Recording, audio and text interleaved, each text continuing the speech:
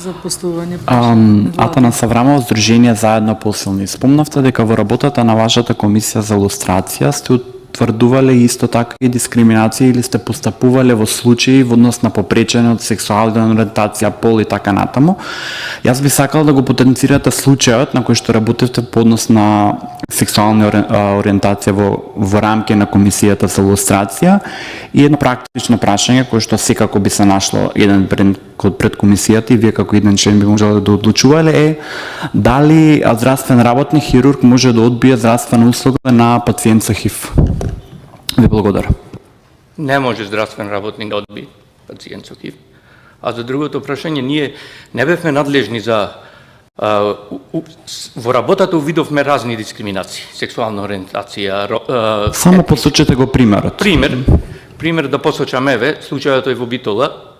Човекот е следен заради некакви национални побуди, но човекот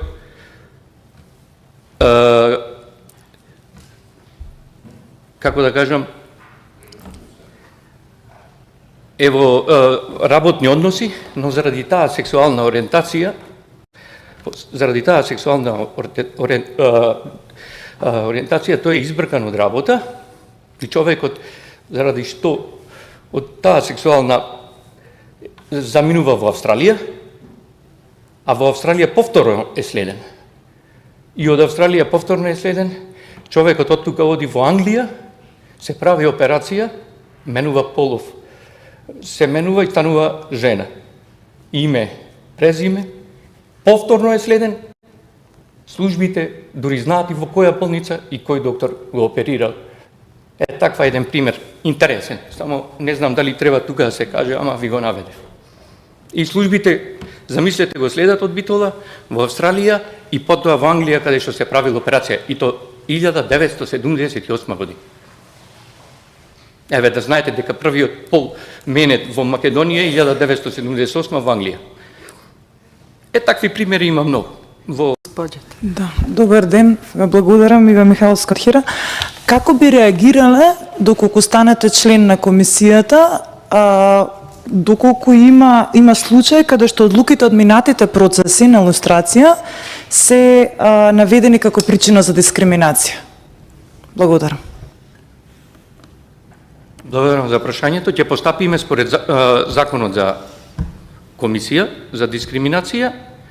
Во комисијата за дискриминација си има и стратегија за консултација ако треба и со експерти надворешни и работни тела. Оти тоа е малку вашето прашање малку проблематично, затоа што лустрацијата за политички идеолошки причини беше само, одлучувавме само за такви работи, а сега какви дискриминации ќе се отворат, тоа зависи со текот на работата.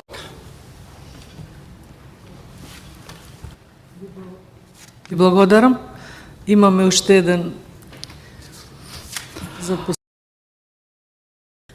Јас сум Савка Тодоровска, бидејќи барем јас мислам дека не сме се сретнале, не сме се виделе. Сум борка за женски права. Ме поттикна вашиот однос кога кажавте за првата транс жена. Да. За нас, значи како организација со мисија за правата на жената, жена е жена, значи без оглед на тоа каква и таа ги има еднаквите права.